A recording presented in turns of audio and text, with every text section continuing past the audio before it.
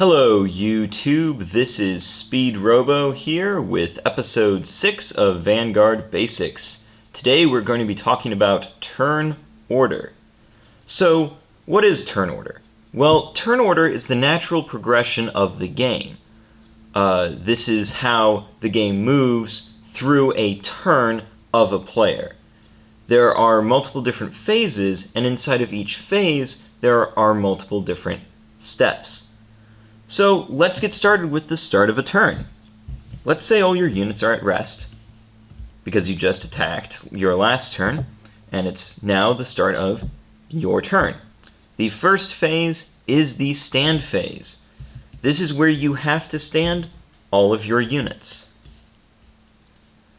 That's the only part of the stand phase. There's only one step, and that's the stand step. Now we move on into the draw phase. The first step of the draw phase is the draw step, where you draw one card from your main deck and add it to your hand.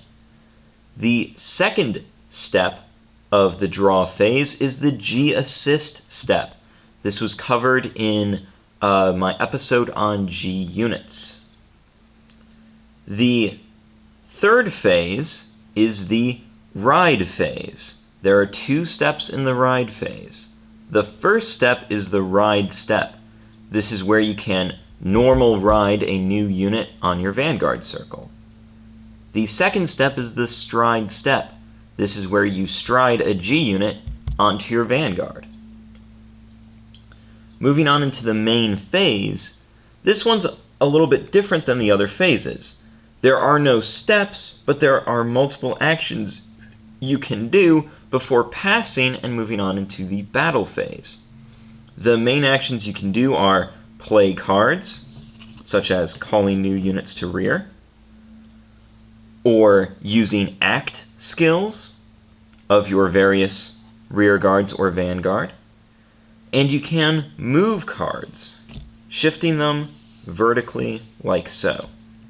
Now remember, you can't move cards like this, only up and down. The next phase is the battle phase. This is where you declare attacks, do your drive checks, and such. The final phase is the end phase. This is where your turn ends. While there aren't any particular actions most players can do during the end phase, there are many skills that happen. Also, if you have any locked units, those would now unlock unless a card text says otherwise. If you have any deleted units, those would be undeleted. And if you have any G units on your Vanguard circle, those would be put back into the G zone face up.